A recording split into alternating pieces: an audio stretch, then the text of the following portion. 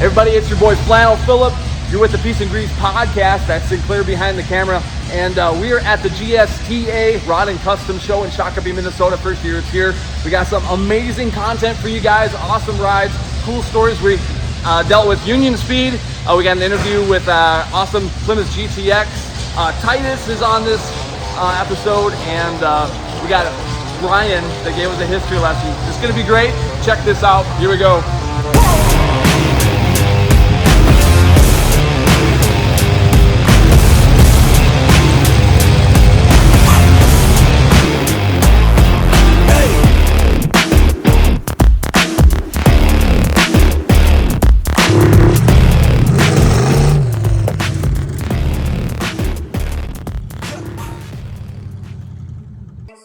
So give us a quick introduction of who you are and what you do for the GSTA. Okay, I'm Brian Warhol. I started in this organization when I was 16 years old in high school. This is my 52nd year with the organization. That's awesome. We're just one of the volunteers that helps put this thing on. So the GSTA has been around since 1954 is when we were incorporated. We're Minnesota's oldest hot rod organization. Founded to promote safe drag racing in the state of Minnesota and just to get car clubs together because, you know, back in the 50s, it was a lot of rowdiness along with these car guys. So they got together with the Minneapolis Police Department who wanted to form an organization to kind of monitor these car clubs. Okay. So that's what we did. And, you know, they do things like promote rod runs. The timing actually came from timing of ice racing is where it started. Then we decided that we needed to start making some money. So our first car show was held in 1956 in the Red Owl parking lot in South Minneapolis on Lake Street. Took a year off, moved indoors to the Minneapolis National Guard Armory in 58. We were there for 24 years. Then we moved to the Coliseum at the State Fairgrounds, where we were for 41 years till they booted us out for major renovation of the building. So that's why we've now moved here to Canterbury Park Expo Center. It's a fantastic facility. Lots of good feedback this weekend. So we are going to come back here again. Good. So and the reason why we started the car shows is because we wanted to generate some money to start a safe drag strip. We were really the force behind Minnesota Dragways. There wouldn't have been a Minnesota Dragways if it wouldn't have been for Gopher State Timing Association. Ask any car guy, what's something that you'd like to change in your build? And I guarantee he'll say something about the electrical wiring. Because just like going shoe shopping with your girl, it can feel overwhelming and hopeless. But great news, the Peace and Grease podcast is sponsored by WireCare. They've got all the connectors and terminal ends, sleeving, heat shrink, zip ties, and all the tools to make your project's electrical wiring something to be proud of and show off at the next cruise night because it's done safe and organized and done right. We're excited to be working with WireCare at the Peace and Grease HQ, so go check out their products and tools at wirecare.com.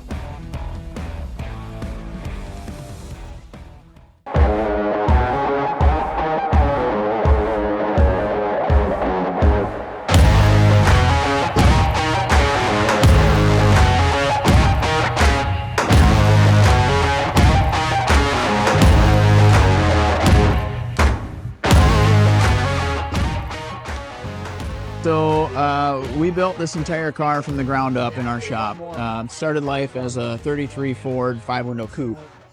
And what our customer wanted to do with it was go out and race at Bonneville, set some land speed records. So it's got an entirely hand fabricated tube chassis on it, and running the world's fastest front engine dragster flathead engine.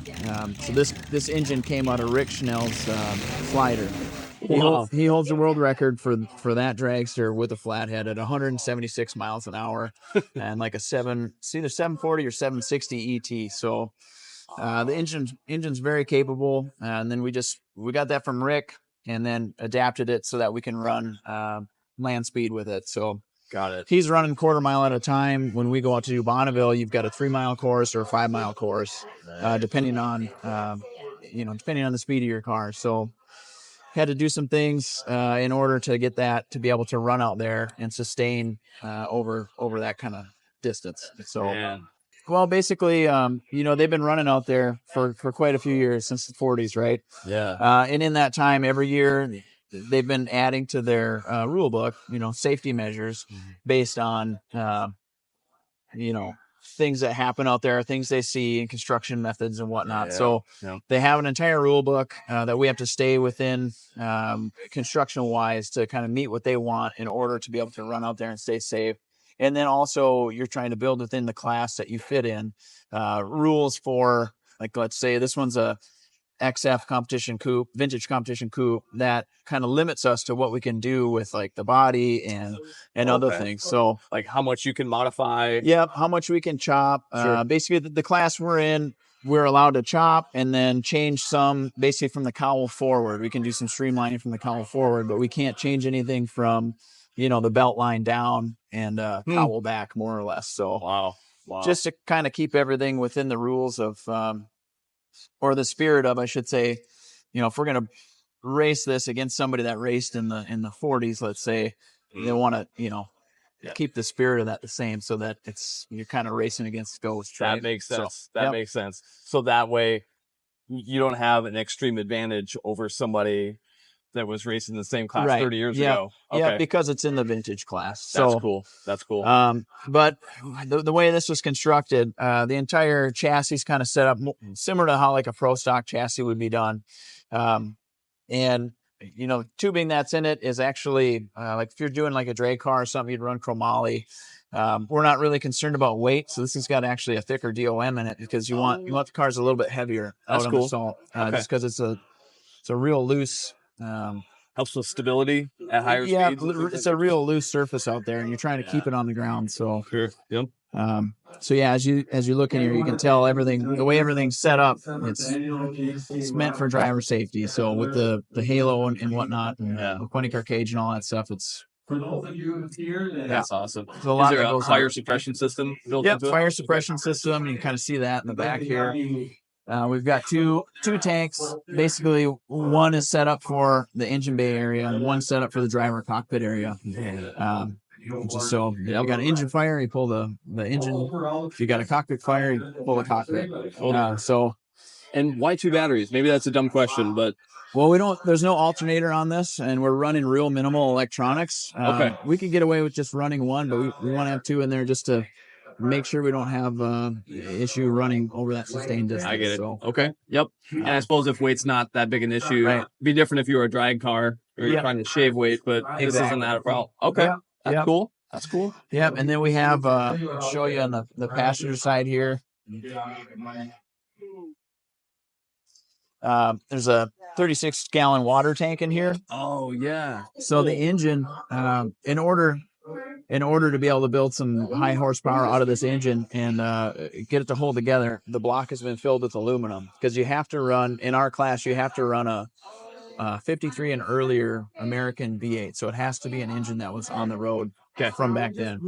Got it. So the only cooling we have for that engine is through the head. So it's a 2-piece head now that basically circulates between this tank and the heads. So, and the other part of that too is that this engine's set up with like a nitro style crank. So it's an all billet crank. And when this was in that front engine dragster, he was running 60% nitro. Okay. And with 60% nitro, that flathead engine makes about 960 horsepower, which is insane for a flathead. Yeah, it is. I know Henry Ford didn't intend that. No, when he came out with these that was designs. probably about an 80 horse engine when it came out. So That's awesome. when we're running it last year, we didn't run any nitro yet. We just kind of wanted to shake out, chassis and everything else, and get our feet wet, first year out with the car. Yeah. So we were just running straight methanol. And on straight methanol to the rear wheels, this puts out about 440 horse. Which is still really crazy without any nitro in it. But so methanol runs really cool, doesn't it? Yeah. It So that helps with the cooling of the engine. But as we start getting a little further into this and throwing nitro at it, it's going to start bumping those temperatures up quite a bit. So we gotta find that balance as we go and kind of make this work. But maybe you covered this, but what do you have for transmission and rear end then? Yeah, so the transmission's a Jericho 5-speed. It's like a road course style transmission. Okay. And then the rear end's a quick change, winter's quick change in it. Okay. Yeah, and the nice thing about that Jericho 5-speed is that it's set up kind of like a quick change to where you can change a couple of gears on the front, and then that changes your whole, gear ratio pattern all down through from first through fifth. Yep. Okay. So and is there a clutch in there, or is it? Oh yeah. Okay. Yeah. No synchros? Is it straight cut gears? I don't remember. They're really known for being loud. Straight cut gears. Yeah. Yeah. Okay. So, They're stronger. Yep. Okay. And the clutch that's in it's like a full ceramic style clutch, so it's kind of on off. It's full race. Okay. There's no easing into it. Got it. Okay. Yeah. And there's Either a lot on or of off. little trick stuff on here too that we did on this car. Yeah. One-off machined pieces for it, like the front wishbones and stuff. Those are custom made. Oh, you guys made those. So we designed them, and then I had a friend of ours, Cam Nystrom, machine those all out. The solid one-piece billet. Same thing with like the steering arms. We laid those out to get the geometry set right on everything, and those are one-piece billet as well. Just a lot of little stuff that you have to do in order to get this thing so that you can run it and be stable at high speed. Probably a lot of math involved where you want very little, steering. Yeah, he's not steering much, but we've got a lot of the big thing that you have to keep this thing stable at speed is setting that axle way back. So like your normal caster. Caster. Yep. So your normal street car would run like 7, maybe 9 degrees in this style of setup, like a straight axle style setup. This is running about 17.5 degrees. Cool. So it makes it real hard to turn. It wants to keep the wheel straight as it's Makes going. sense. So, awesome. Cool. Yeah. And the suspension is actually hidden inside. Yeah, so you can see behind the grill here. There's 2 coilovers inside hidden, just to kind of. And you really don't need air through the front of the car anyway, right? Because there's no radiator, there's no reason for that. Yeah. Okay. Just try and keep everything as slippery as possible. So that makes sense. there was a ton of work that went into the frame on it and setting up the rear end as well. It's got a 4-link style rear end. There's a guy in the cities here that used to famous for building pro stock chassis, and the 4-link setup that we have on that uses his design that he came up with for the 4-links. So that's cool. It's a little bit overkill for what we're doing because we're not doing any kind of drag where it's going to launch, but it works great for for the suspension on this anyway. So it helps it even at high speeds and for land speed stuff, even though it's kind of a drag style rear suspension system. Yeah, that's really cool. Yep, just keeps it smooth. Some crossover there. Yeah, that's awesome. Yep, and then there's a ton of work that has gone into the body. Yeah, I can tell. Like, it's not going to make you any faster, but dang, this thing looks amazing. Like, we wanted it to look good too. Competing car show, but yet it's a race car. Yeah. So, wow. Yeah, we really wanted it to look as good as it goes. So we started with, like I said, a 33 5-window body. The grill up front here is we used part of a 37 Ford truck grill to start for our design on it, and the rest, this is all handmade. There's a small little section in here that we started with from that Ford grill, but outside of that, it's all handmade. This lower section and everything's all just from flat sheet. That's awesome. Same thing with the hood and the hood sides and the aprons there in the front. Those are all just from scratch, flat sheet metal. Steel or aluminum? Steel. Okay. Yeah. Okay. Is that part of the rules? It has to be steel? No. Oh, okay. No, we just we could have run aluminum, but like I said, there's no real benefit to weight savings, and we prefer to work in steel. So awesome. The passenger door and the driver door, the passenger door itself is completely made from scratch, with the exception of one little section here. This was part of the original door, this piece here, but all the rest of this outside that you see, the window opening, this whole section, the skin, everything, that's all from scratch. Wow. Partly because when we got the car, it had a coupe door on the driver's side and a sedan door on the passenger side. So the sedan doors will fit in the opening, but the contour is not right. And this little section here is a little bit narrower on a sedan door. So with our time constraints on it, we had a hard time finding a good donor door for it. And we had already made a bunch of the dies to do some of this shaping during the chops, they're like, we'll just make a door for it. So That's incredible. And then the driver door basically retains this section is original. So when you look at that one, this section is from an original coupe door, but the whole lower section was rotted out on it, and the top section had been hit by a tree, so we had to make all that anyway. So yeah. But a lot of cool little stuff with the chop as well, like on the quarter windows. We took like 5.5 inches out of the B pillar and like 4.5 out of the C, and then what's probably close to 6 or 6.5 out of the front. Just kind of a little bit of a wedge chop. Yeah. And then brought this rear section of the window forward about 3/4 of an inch to try and keep this not to get so pill shaped, and kind of keep it a little bit more similar proportions to how it would be in the stock height. That makes sense. Yeah. So otherwise your radiuses and everything are off, and then it just doesn't even look like, with that much of a chop. This starts to get, in my opinion, really long looking in the back. And to compensate for shortening this up a little bit, we changed the angle of this rear section of the roof. So this is got about a 4-degree slant in it to kind of help with some of those proportions. That's so cool.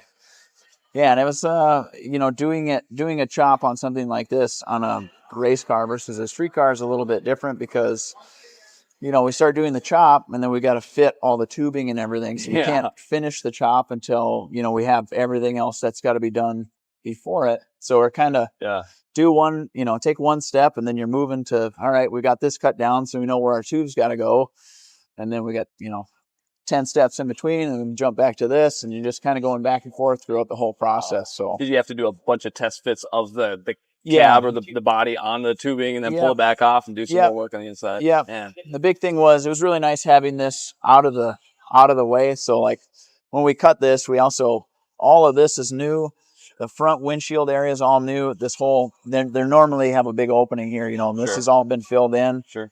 So we just were able to, take that on and off with some quick release fasteners that we have, and then get in there to weld stuff and whatnot. So wow, that's awesome. Yeah. But when it was time to do the final assembly and welding, it was done on the tube chassis. On the chassis, it's all together. It's not like it drops on and then just. Yep, and you can remove it. So the body can be removed from the frame. If you look, there's these two little panels below the wishbone fronts there. Okay. So that you can pull it off. The difficult part of this is that these 33s, 34s, the early Ford pre-war stuff, it's a lot narrower at the bottom than it is at the belt line. Sure.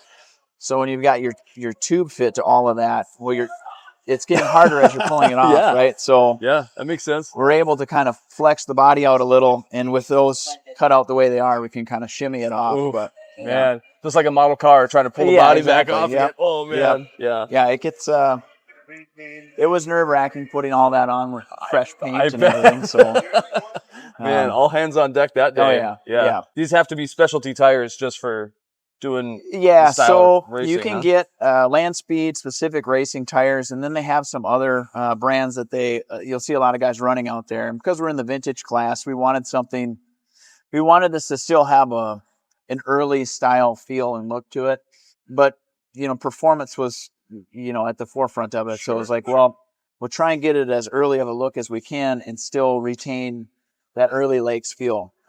Sure. So these tires that are on the back are a set that a lot of guys will run out there, and they're good up to 250 miles an hour. So that's awesome. That's above the ceiling of where we expect this to go with this current engine platform. So Sure. So these will be real good. Some other little bits on here too, like the front windshield. The front windshield's a custom one-off machined piece as well that we did the 3D design on. Okay. Wanted it to look like an original style 33, 34 windshield opening, but because it's a race car, it's got to have a little race vibe to it as well. So that's what all these screws are. That's part of the rules, is we have to have some window retention to keep that from blowing out at speed. Yeah. Okay. Is it a thicker safety glass? It's like a 1/4 inch thick, but it's polycarbonate, so it's a plastic style. Oh, it is. Okay. Okay. So started made it look similar to like the original, and then did these little bump outs and whatnot. So it's all screwed in solid, and it's not going anywhere. Another cool thing on this flathead that Rick did. So like I said, one of the big things was he filled it with aluminum. so that you get the strength out of the block. And the other portion of that was that these two cylinders normally on a flathead, they share an exhaust port. So that's not very beneficial for trying to build horsepower around, because if they're sharing an exhaust port, it's getting hotter and they're not breathing as well. So one of the things Rick did was once this block is filled, now you can cut an extra port for one of the cylinders to be able to do an exhaust. So each cylinder has its own exhaust. So that's the primary coming up out the top that wouldn't normally be there. Flathead. I get it. We get that question a lot, because everyone's like, "Well, I can tell it's a flathead, but why is it? It's got 4 pipes. What's going on?" It's not EGR, bro. Right, exactly. So and then like I said before, 2-piece heads. So it's got a billet main head, and then this upper head that's got the skirts on it, and that's what we run all the water through to cool it. That's awesome. And that's all allowed by the rules. You can make modifications to the engine block and the heads. There's engine modifications that you can make in the class. I think our ceiling for the cubic inch that we can do on it is 325 cubic inch. This one's only about 290.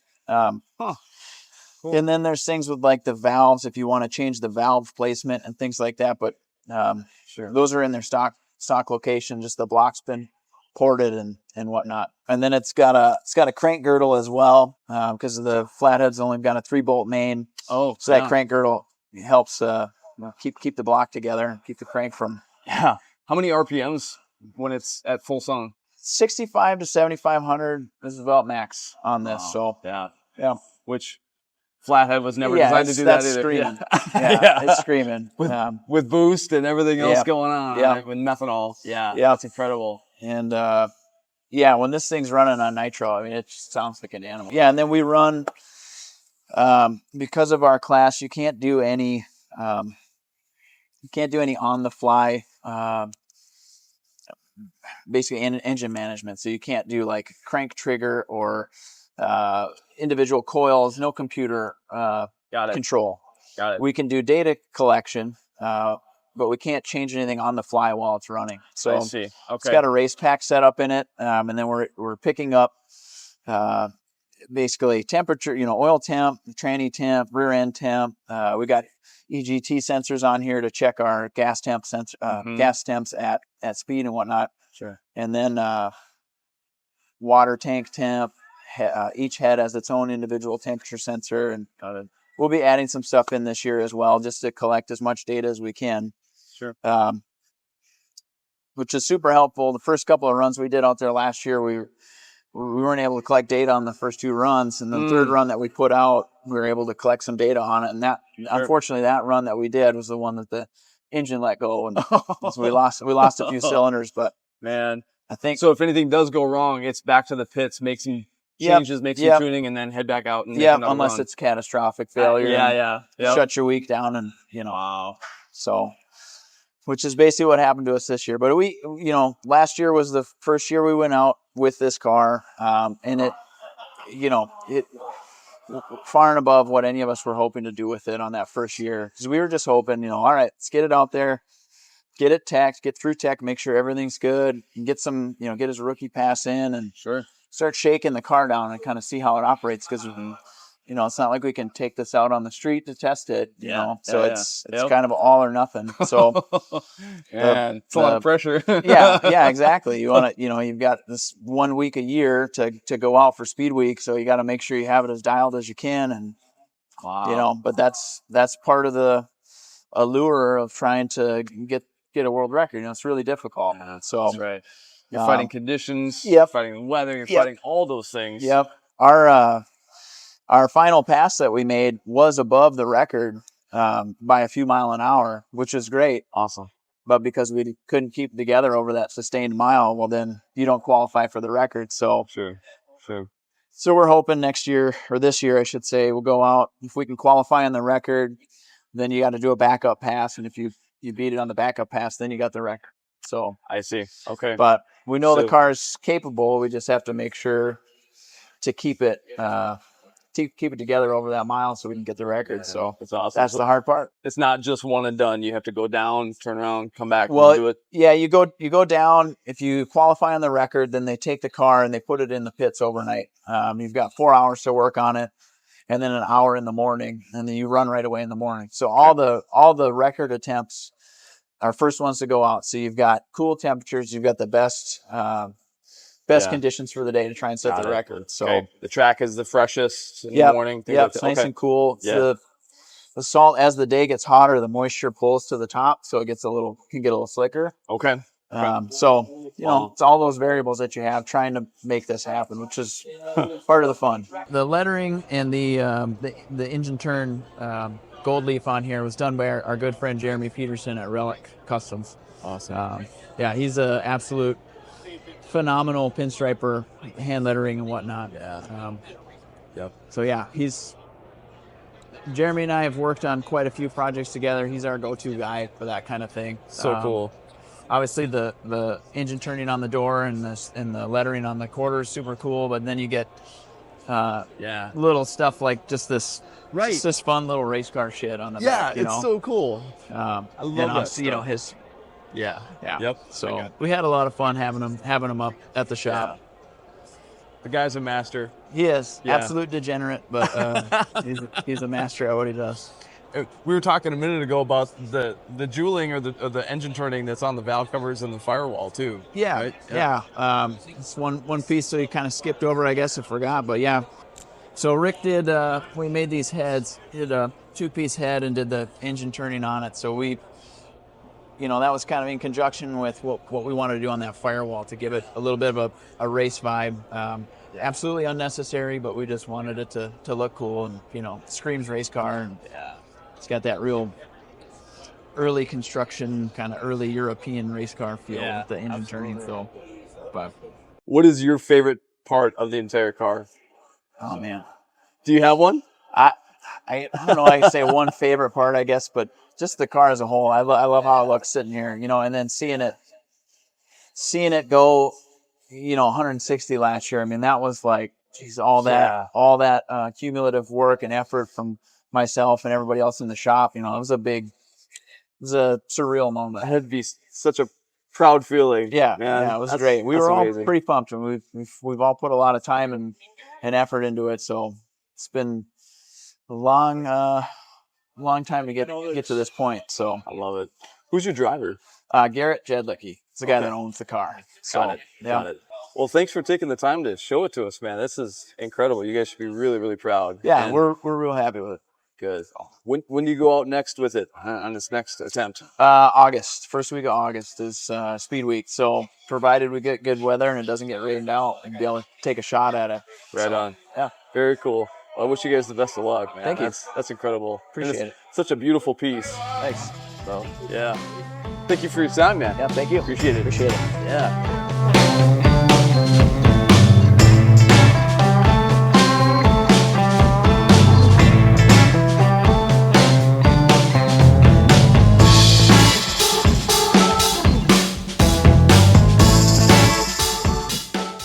Well, hi there, sir. I was wondering if you could tell me a little bit about this cool machine that you got over here. I was noticing that it's definitely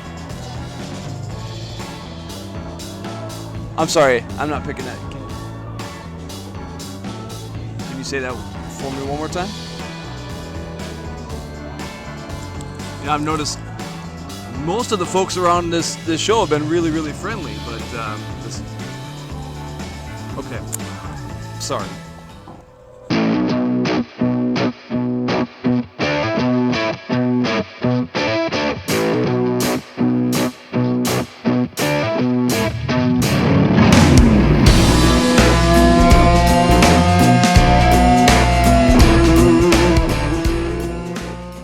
We're here at the GSTA Rod Custom Show in Shakopee, Minnesota at Canterbury Downs, and I just met Verlin Sandhurst. It's great to meet you. Yep, same here. And you have a fantastic looking car. Oh, great, thank you. Wondering if you can tell us a little bit about it. Yeah, so it's a 1969 Plymouth GTX, and it's got a 440 4-speed with a track pack rear end under it, Dana 60. It's one of 4,000 that were made with a 440 and a 4-speed.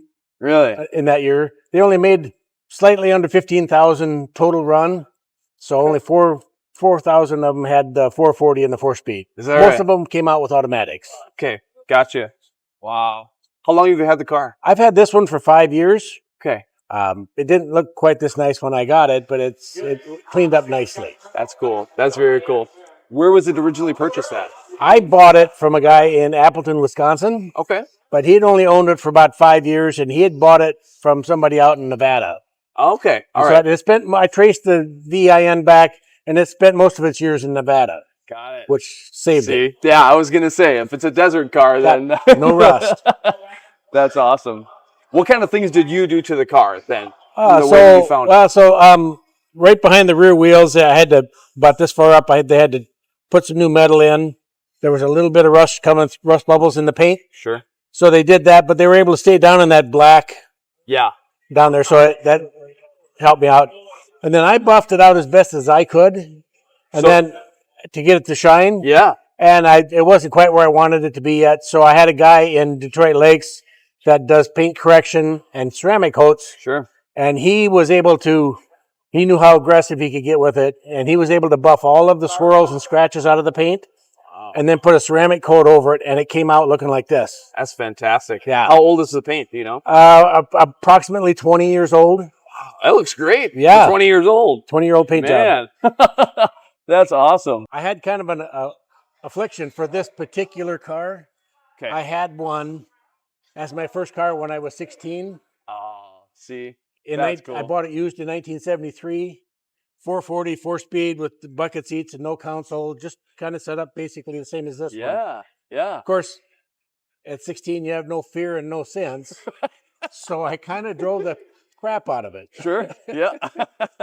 Like most 16-year-olds Most do. 16-year-olds, I get it. Yep, absolutely. I talked to all these people who still have their high school cars. Yeah. I didn't have enough sense to keep mine. Neither did I. Yep. I wish I But would have. Yep. 15 years ago, I decided I wanted another one. That's cool. I spent 10 years finding this one. Wow. Was yours this same color? It was a little lighter blue than this, kind of the same color as that Flyer right down there, that medium blue. Sure. So, but it was a blue car. And, Yeah. so it's kind of a high school comeback. I love that. Now, did yours have that engine in it? Or It had a 440. okay. It didn't have the 6-barrel, the 2-barrel carburetor set up. Yep. Mine just had a 4-barrel. In 69, they didn't actually come out with that from the factory. Okay. The Super Bs and the Roadrunners in 69 and a half got that package. The GTXs didn't get it till 1970. Got it. Okay. But the engine is not numbers matching. Sure. It's out of a 1970. Okay. So it's still period correct, and that's probably when the 6-barrel got put in it. Sure. That makes sense. And being numbers matching matters to some folks and not to others. Is that right? Yeah. It's a nice thing to have if it's numbers matching, to have the engine block match the serial number on the car. Sure. And everything. Sure. Yeah. But back in the 60s and 70s, they blew up engines right and left, and you just went to the salvage yard, got another engine, stuck it in the car, and kept going. Totally. Yeah, that makes sense. So to find a car of this vintage that is numbers matching is almost impossible. Almost impossible. Yeah. It's somebody would have had it from high school and kept it. And Yep. Have you always been a Mopar guy? I know. I started out as a Mopar guy because my father was. Okay. And that's how I ended up with this one. Sure. But then after high school, I went on to tech school for mechanics. Okay. At Pipestone, Minnesota for 2 years. Awesome. And then when I came out of there, I worked in a Mopar dealership for, about a year and a half. Okay. And then I moved down south a little bit further. Started working on GM products. Mm-hmm. And then I became a GM master technician and just stayed with GMs for like 25 years. Gotcha. Okay. So kind of a Mopar guy, but also a GM guy. But also, yeah. Gotcha. The mechanics are the same, but yeah. Still a Mopar guy at heart. Yeah. Gotcha. I didn't have any more muscle cars after my high school years. Okay. So, all right. Yeah. What's your daily driver? Right now I have a 2016 Ram pickup. Okay. All right. So that's cool. Yeah, I'm back to the Mopar family with that. Yeah. What is your favorite part of this car? What do you like the most about it? The most about it? I love the engine transmission combination. I love having a 4-speed, and I've I spent a lot of time working on the engine to get it to run like a top and everything to look nice. I've done a lot of detail work under the hood. Yeah, that's awesome. So I should take a closer look because I've only glanced under the hood, but I want to take a closer look at it.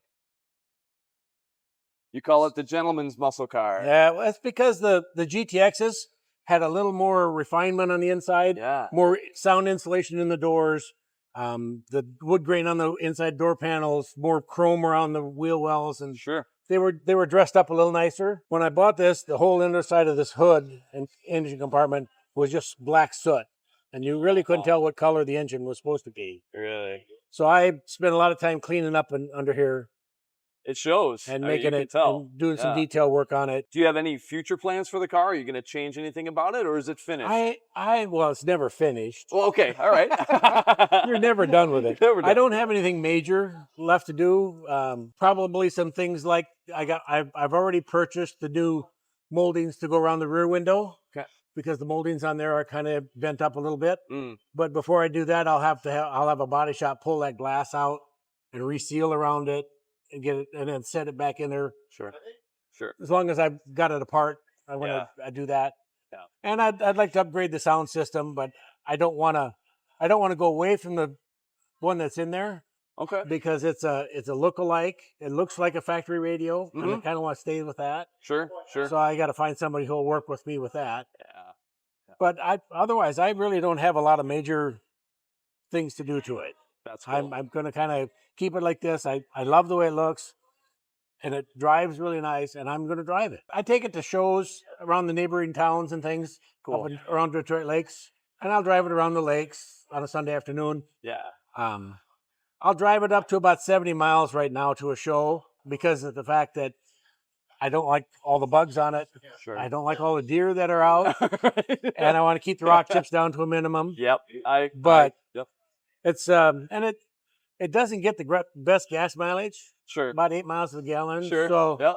if I keep it to 70 miles, I can still get home on a tank of gas. There you go. That's a good way to look at it. I like it. I don't really concern myself with the miles per gallon. I like the miles per mile part. That's of it right. That's right. because That's what it's all I about. get a lot of thumbs up and a lot of people look at it whenever I stop someplace. You just kind of get a crowd Yeah. pretty quickly. Yeah. Yep. That's where a lot of car culture comes from, is guys seeing you at the gas pumps or something like that, and just coming over and wanting to hear the story and how long have you had it, how long have and you had just exactly what you're doing for us and right now. they've had one in the past, and they tell you about their car. That's and- right. Yeah. That's Yeah. right. Looks like you've appeared in a magazine before. Have you I had was an in. article Yep, done? I had an article in the Good Guys magazine. Awesome. I'm a member of Good Guys, and I read that magazine cover to cover when it gets here, when I get it, and they have that good rides section. So I emailed the guy and asked him if he was looking for any new articles, Cool. and he was. So I sent him the whole information about mine, Yeah. and then I didn't hear from him for 4 or 5 months. Sure. And I'd done a whole bunch of things to upgrade on it. So I took some more pictures. Cool. I sent them to him so he could see the upgrades that I'd done, and asked him if he had heard, if he had any plans or was in the works. And he said he was just about getting ready to contact me because he was getting ready to do an article, put it in the article. Perfect. So then the next month it was in there. Wow. That's fantastic. Yeah. That's an accomplishment of a lifetime. Sometimes is to It could be. get written up for some Yeah. folks. That's their goal. So and it was just kind of what happened in high school to get it, and then finding it online again and fixing it up. Well, I really appreciate coming. I've been trying to get here for 3 years. Cool. 2 years ago, I was in Duluth first, and then I threw a wheel bearing out of my trailer on the way home from Duluth, so then I couldn't make this show. Oh. So this year, all the stars kind of aligned, and I came, and the show is here, and it's a fantastic show. Awesome. So I was really, really happy to get here. Yeah, I'm glad you're here too, and thanks for bringing the car out. Oh, you're welcome. Thanks for telling us about it. So, Brilliant. Thank you for your time. Thank you. It's good to meet you. Yeah.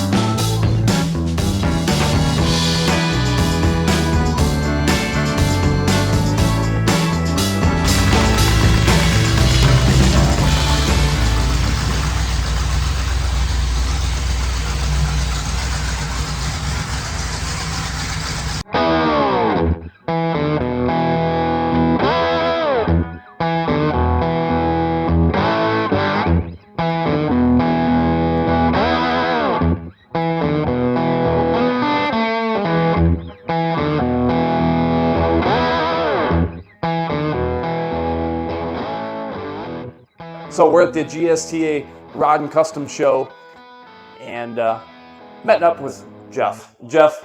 Blowdorn or Titus is my nickname. There you go. Yeah. Perfect. All right. So. Dude, you got some awesome rides. So tell us a little bit about both these two, Well, or whatever else is in here. Sure, you bet, yeah. So I've been coming to the show for a long time, and I do a lot of Survivor hot rods, stuff like that. Last year, I had some guys that wanted to go for a tour at home. We came back to the show. This is sitting out on a trailer in front of the show. I beelined it for it. This is the stuff that I like. Yeah. Started talking to the family. Figured out that I know everybody that owned it. And basically, I think I interviewed to be able to buy the car. That's and awesome. We ended up working out a deal on the car. I bought it. It had been sitting since 1968. And it was in the show in 1968 here, actually, it was the Minneapolis Armory. And 1967 and 65, it was in the show too. So from the previous owner. So that's so cool. He had blown the motor up, so the motor was gone, but the car was all intact from basically 1968. I got it, got a motor in it right away. I took it to the Fallout drags at Rock Falls in Eau Claire, and we just kind of showed it, exhibition, and let people look at it. And yeah. So I knew I had to have it at the show here, so I entered it in here. And so basically, this car was built by Ray Sawalski and George Wepelo. George Wepelo was also a big part of GSTA, and GSTA in the late 60s had a twin-engine dragster. He built that car for the club too. Wow. So he's well known in the club, and he did a bunch of work on the car. Past that, I don't know much about the car. Rich Polkinghorn bought it from Ray, and he was going to race it, and he never got to getting it running, and it sat. He gave it to his daughter a while back. They had it, and they're the ones that decided to probably part with it. And I got it. So wow. So he's in the Goldenrods Car Club. They've been doing the ticket booth since like the 65 show or something. So they've been involved in the club forever. So awesome. I'm glad to be able to get the car back here, and he got to see it, and the family got to see it. Oh, see, together. That means everything right totally, there. Yeah. So and this way people can enjoy it. It's not tucked away in a barn or a garage somewhere. Yeah, and they don't got to be perfect. Some people like the Survivor stuff, some people don't. I love it. It's the history, and it's only this way once. Absolutely. So I try to put everything back the way it was and the way it looked like when it was parked, and got it pretty close. So still some more to do, but not too much. So, and then this is actually the original show sign that Rich showed with it in 1968. That is a replica of the original show sign from 1965 that a friend painted for me. And then a little story on the car now. In the 65 photo here, you can see a mannequin set up with a fire suit, so I duplicated that. Same deal. Yeah, you replicated so many things. That's awesome. The GSTA fire suit that they probably used in the late 60s, also a friend borrowed for display. And then, so I don't know. I love all this old stuff, and so this stuff ties it all together. The car is cool, but all the other stuff is even more cool. So I love that. And the T-altered here. Yeah. So me and my friend were on our way back from French Lake Auto Parts, and we were sitting down at A&W eating, and we both were on our phones looking on Marketplace. And we said, we need to get off Marketplace. We find too much stuff always. Yeah. He shows me his phone, and it's this body of this race car. And I seen it. It was a good deal. I messaged the girl that had it for sale. She listed it for her husband. I said, I could be there 10 o'clock tonight in Milwaukee and pick it up from the cities. And she's like, yeah, he gets off at 10. That'll work. So I drove home, unloaded my truck, and drove straight to Milwaukee. I bought the body and the grill shown, and hey, came with some other miscellaneous parts. On the way home, I had Googled this Mark Wentz name, did a little bit of research on it, found his obituary. He had died a couple years ago. And his obituary said he liked to drag race. I knew I had the right guy. Yeah. So I went on Facebook, and I found his daughter. I started looking up his children, and I found his daughter. I messaged her, sent her a picture of the body. The next day, she messaged me back. I knew my dad had a car like that, but it was before my time. I'll get back to you. An hour later, she produced this photo of the car from about 1968. So after I seen that photo, I said, well, I got to copy it. Yeah, I need to make it. So I kind of scaled the photo and started mocking stuff up. I had a Hemi. I had some parts. I didn't have all of them.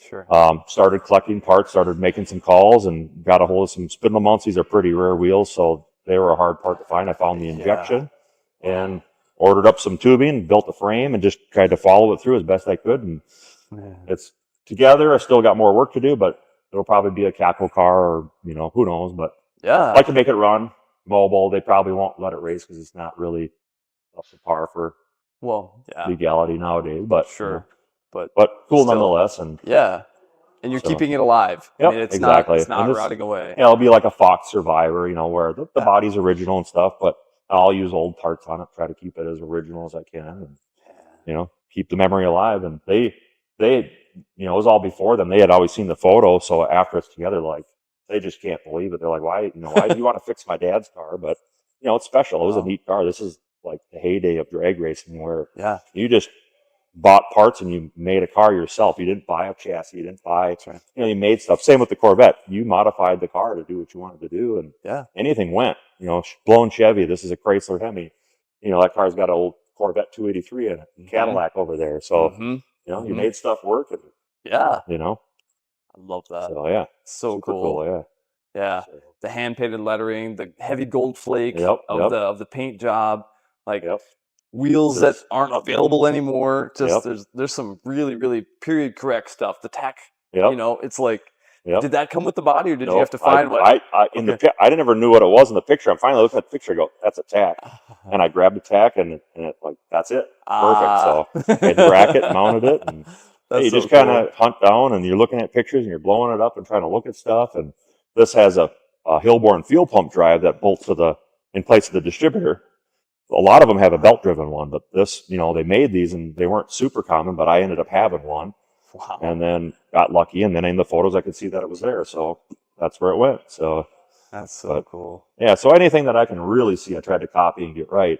Some of the stuff that you can't see is probably off a little bit, but it's close enough. It's what do you do, You're doing the best with what you have available to you right now. Exactly. That's so awesome. The only photo I got of it too. If I get another photo, I'll be, I got to change that or do something, which is fine. So, but it's together, and this was actually raced at Great Lakes Dragaway in Union Grove, Wisconsin. Awesome. And same thing. I don't know exactly what year it was. It was the picture's got a 68 GTX pulling it, so I know it's 68 or newer. Yeah. So it's hard to tell. But on the back of the picture, it said it did 957 in the quarter at 154 miles an hour. That's moving for that's scary. So, Sure is. You're driving that. So wow. So. Man, so you see yourself as the caretaker. Yep. You're totally. Kind of a archaeologist. You have to piece together. Yep. Exactly. Yeah. That same thing with the Corvette. You're hunting down. You're looking for photos. There's a lot of photos of all the GSTA shows. I haven't found any other pictures other than the one of the back shot of it. That's a good photo. But in the background of other photos, I can see it. But you can kind of make it. Like I said, that's the Corvette. And then I'm looking at the entrance for the shows, and I can see the cars around it. And then I find, here's a back picture. Well, the 68 show, I think it was, the Batmobile was there. This car sitting across from the Batmobile. Awesome. So you can see the Batmobile and you can see the Corvette right over from it. So it's just cool to, see that and try to figure out, I didn't realize it was in the 67 show when I find it in the the roster of the cars that ran. So I'm like, now I got to find more pictures from 67. Mm-hmm. Can't find those. So just keep hunting and trying to find more pictures. Actually, it was the 67 show that was had the Batmobile. Okay. So 68 show, I haven't found pictures of it yet. So it's keep digging, keep talking to people, meeting people, and hope to find more history. It raced at Minnesota Dragways, but I haven't found anybody that's seen it run. So just, you don't know. One guy knows this car, remembers this running at Great Lakes. So I don't know. You never know. More digging. Hopefully find some more stuff. Yeah. They got a show called Out of Sight Drags at Great Lakes. I'd like to just bring it there and just have a show. Yeah. Just to see it. Maybe display it. That knows it. Yeah. Because that's the way you find out is they show up and they know it. That's One of my friends actually came up to me and goes, I remember that Corvette. He goes, I knew the guy that had it, but that's all I remember. He goes, I don't remember anything else about it. So never seen it race, but and I've known this guy forever. I didn't know he knew the car. So I mean, it just jogs memories, and it's just cool. So I love it. Yeah. I love it.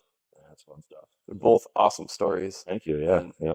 That's the biggest part for me is the story. Is knowing the history of it, trying to find that. And that's right.